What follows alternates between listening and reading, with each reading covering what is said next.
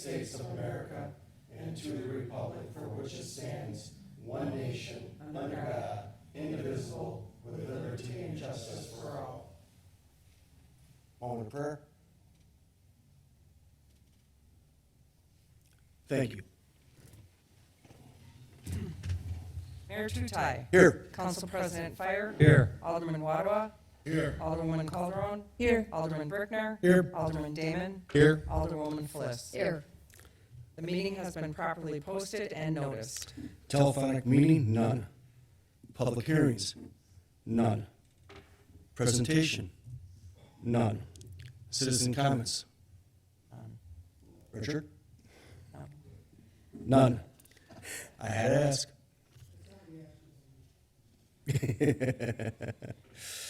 Yeah.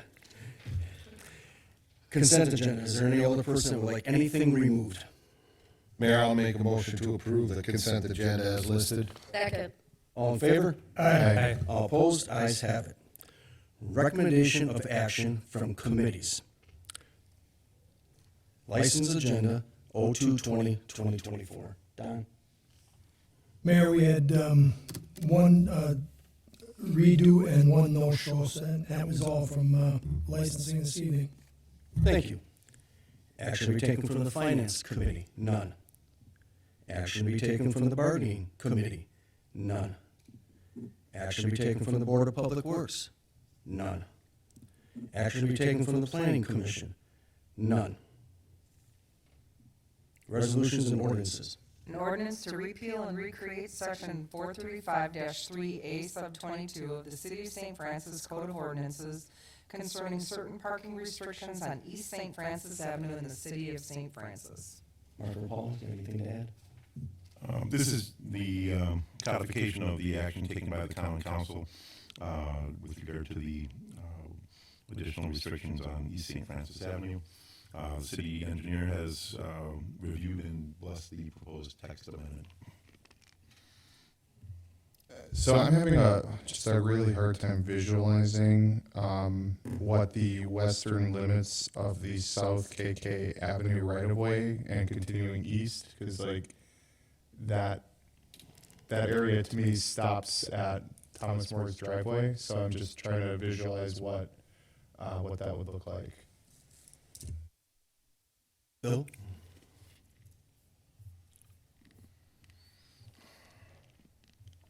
Exhibit with me. I know that we had an exhibit when we presented this to the Board of Public Works.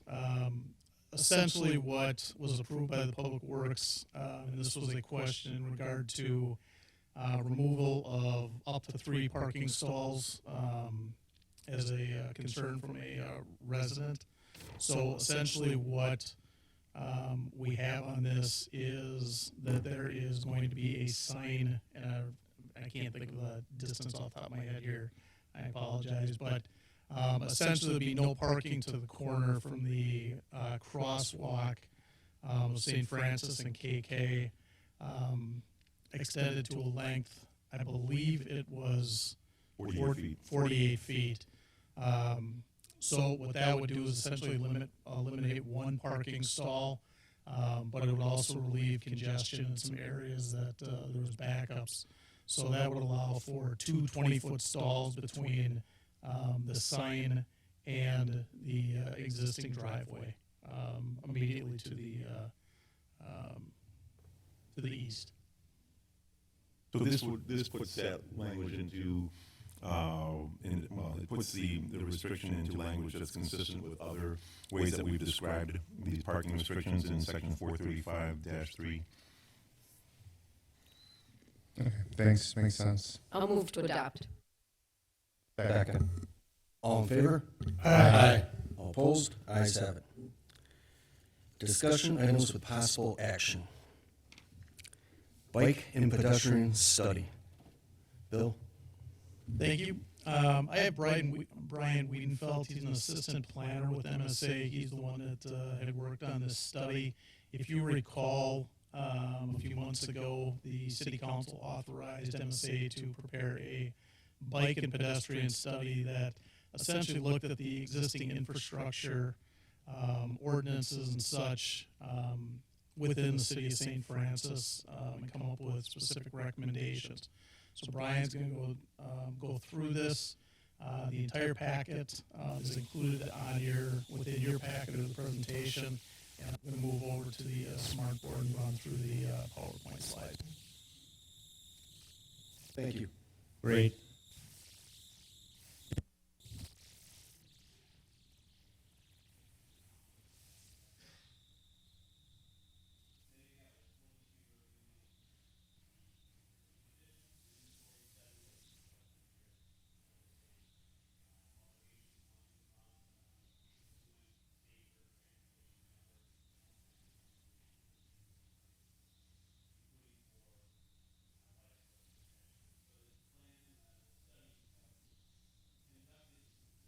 Parts, we had an existing review of ordinances, documents, maps related to the bike and pedestrian network in St. Francis. You'll see that on the board right now, just a matrix showing the documents reviewed and what aspects of bike and pedestrian accommodations they cover. Pretty comprehensive list there, sort of outlines documents that have goals and visions related to a more connected bike and pedestrian network in St. Francis.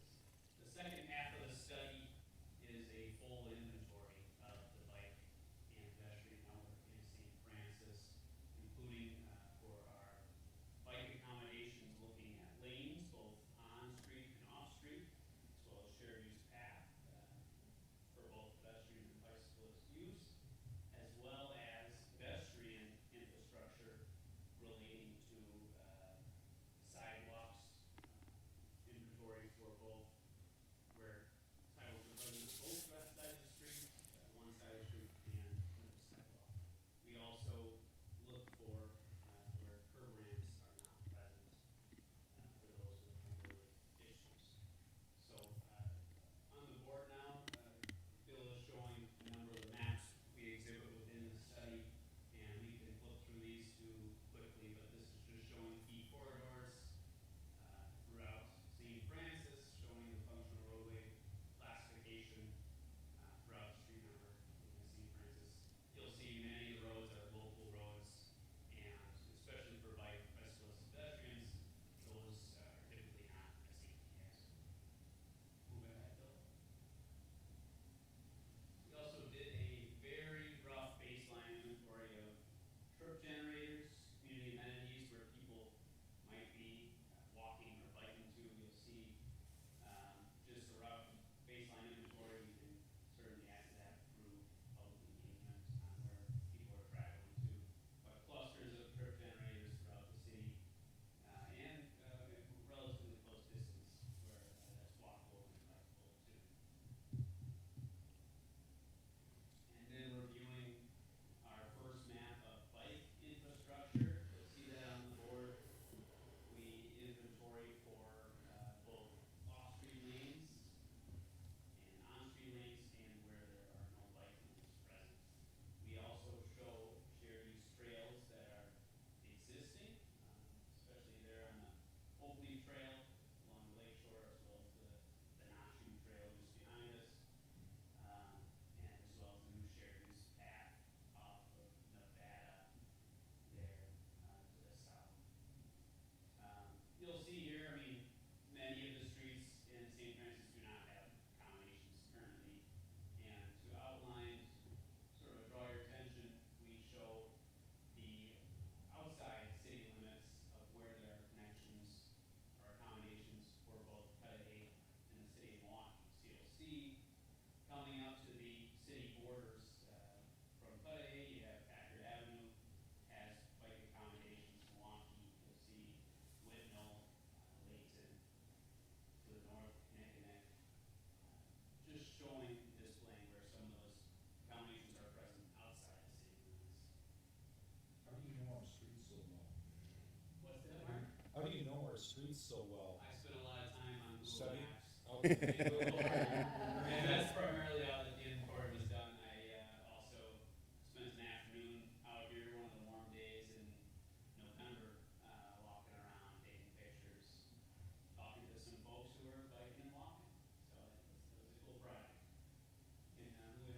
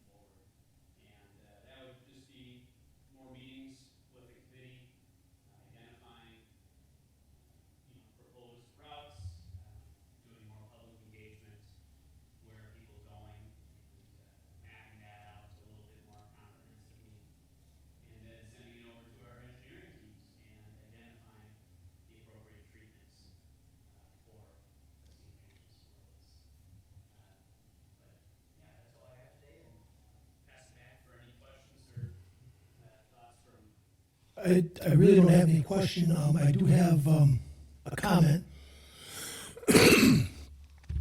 I don't think that spending money on a bike to go in the street for bike paths, I don't think our streets are wide enough. They weren't designed to be add bike paths. I think it'd be more dangerous to add a bike path. As far as the safety component for the handicap with the ramps, I think we have to do that, and that only makes sense.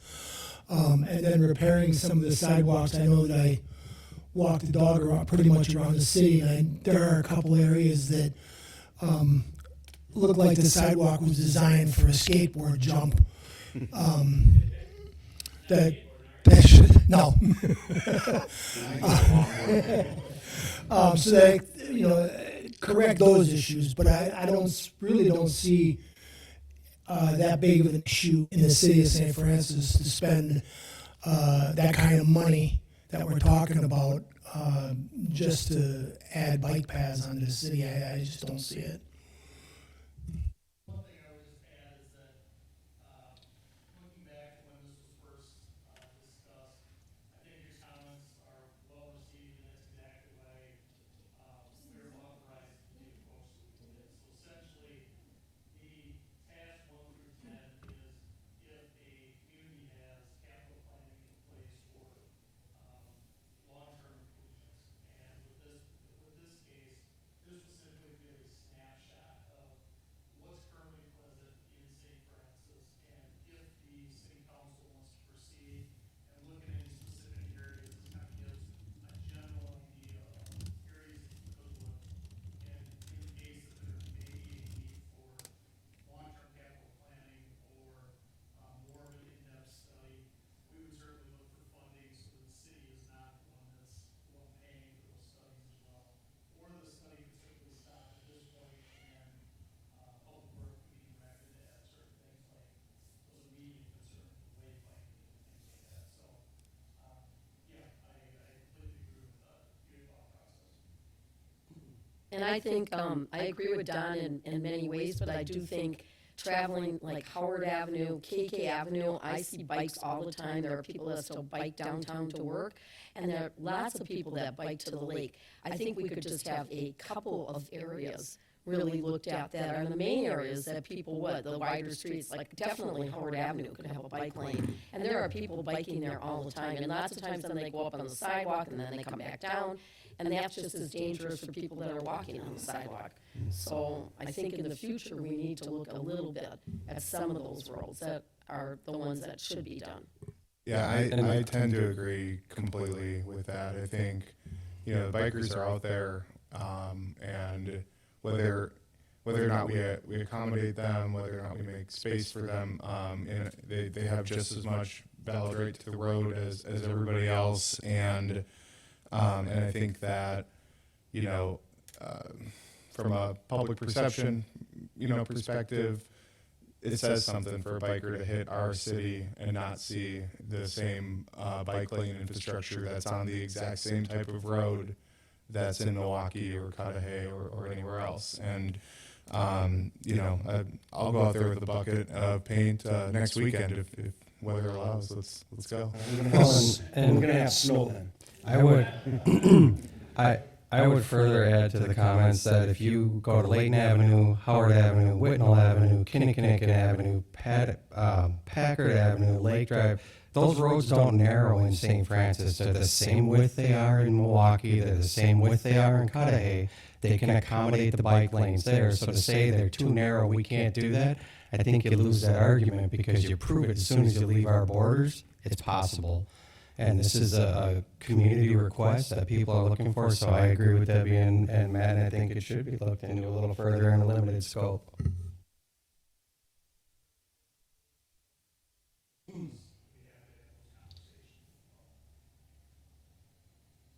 Anybody else?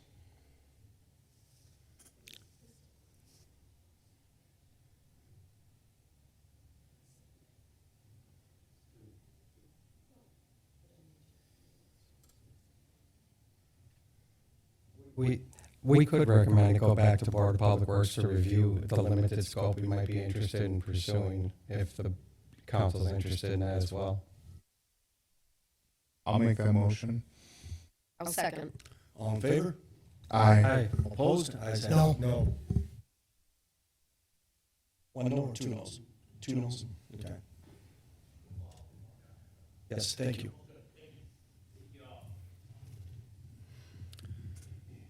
Moving on. Appointments to committees, commissions, and boards. None. Correspondence with possible action. None. Unfinished business. None. Other business. None. Department heads.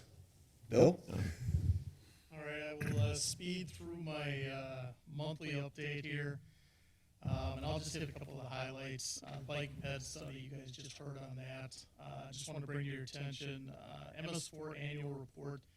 That is due March 31st of every year, so we are currently working with city staff to get updates on some of the compliance issues that were in the last, or the newest MS4 permit. So it's just a reporting is all it is. We're working on that currently. And if there's questions, looks like a confused look on your face there, Mayor, so. I'm not confused. All right, no problem. I got a wife that tells me how to do everything. Urban Forestry Grant, I talked to Kelly. She's going to be in town quite a bit in March and April. And then, as Brian indicated, we're working on that GIS network that and many others items will be available soon.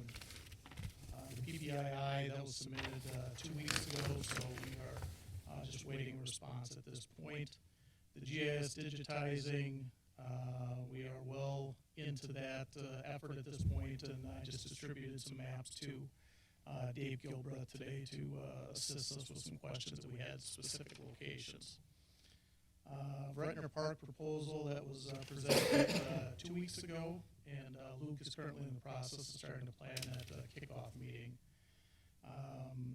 MSA's MEP division is currently coordinating with the library to discuss the air conditioning fire suppression.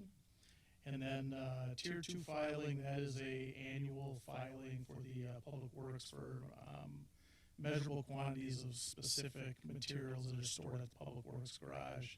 I completed that today and submitted that online. And with that, I pass. Thank you. Chief Poplar?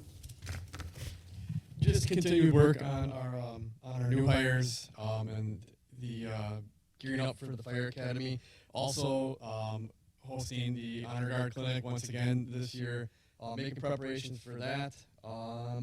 You'll see the crews continuing. I think the police department's doing the same, but at the city-owned buildings, the training, which is vital. It's so hard to get acquired structures for that training. So I appreciate the ability to be able to use them. And last thing, I'll be out of the country for our next meeting, so I won't be here. With that, I pass. Thanks. Chief Hunter? I'll be out of the country with Chief Poplar. Ditto. Thank you, Mayor. I emailed everybody regarding the current status of the 911 cell transfer from Milwaukee County to Oak Creek. We're just waiting on US Cellular, which is our last. They're working on it. We don't have a timeline, but I think that's great for our community that when you call, a citizen calls 911 from their cell phone in St. Francis, it goes directly to our dispatch without delay. And that is going to provide a much improved service for our citizens and those that are resident in St. Francis. Also, Kayla Culbertson, Officer Culbertson, reached her 1-year probation. She completed it today, so she is now currently off probation and part of the SFPPA. So she's a problem. No, I'm kidding. The unions, she'll be working with the union, and she's doing a great job. She's currently on third shift, adjusting to third shift, but she seems to enjoy it. And lastly, we offered, the PFC offered, gave me approval, and we hired Jackson Haig. He was working in the city of Waupun as a police officer, originally from Chicago. Went to Marquette University, where received his degree in criminal law, his bachelor's degree, and he will be starting on the 26th. Good sized kid, 6'5", 6'6", and he's very mature for his age. He's lives on his own. He's lived on his own since he was 18, and he's just a very mature. And I think he'll be a welcome addition, and he fits on good with our current staff. So, with that, I appreciate everybody and their patience. And once he's off, then we can move on with our sergeant's promotion and finally get that fourth sergeant back, which will help with overtime. And with that, I pass. Thanks, Chief. Ann? I'm going to pass tonight, Mayor. Thank you. Paul? I'll also pass tonight, Mayor. Thank you. Thank you. Mark? I'll also pass tonight, Mayor. Just Sean. Matt? Thanks, Mayor. Chiefs, hope you enjoy your trip to Europe. That's plural, right? Yeah, I said Chiefs, yep. I really appreciated you guys taking us through the bike ped study. I think it shows some gaps, and I look forward to kind of coming up with the limited, next steps that we'll do with that. And with that, I pass. Thank you. Steve? Mayor, I'll pass this evening. Don? I will join the club. I pass. Debbie? I just look forward to seeing, hopefully, most of you attending the Citizen of the Year dinner on Saturday. Thank you. Sarah? I will also pass this evening. Sean? I just want to thank you again for the bike ped study, but I just want to emphasize the reason I think we should look at it further. There are plenty of lawsuits that have been won by pedestrians and bicyclists hit, and they won against the communities because they did not have a plan for the safety in the planning of those areas. So I think we need to take a special look at this because surrounding our city they are prepared for bike path. We're not. So I think it opens us up. And that I'll pass. Thanks, Sean. I have nothing. Can I get a motion, please? I'll move to adjourn. Second. All in favor? Aye. All opposed? Ayes have it.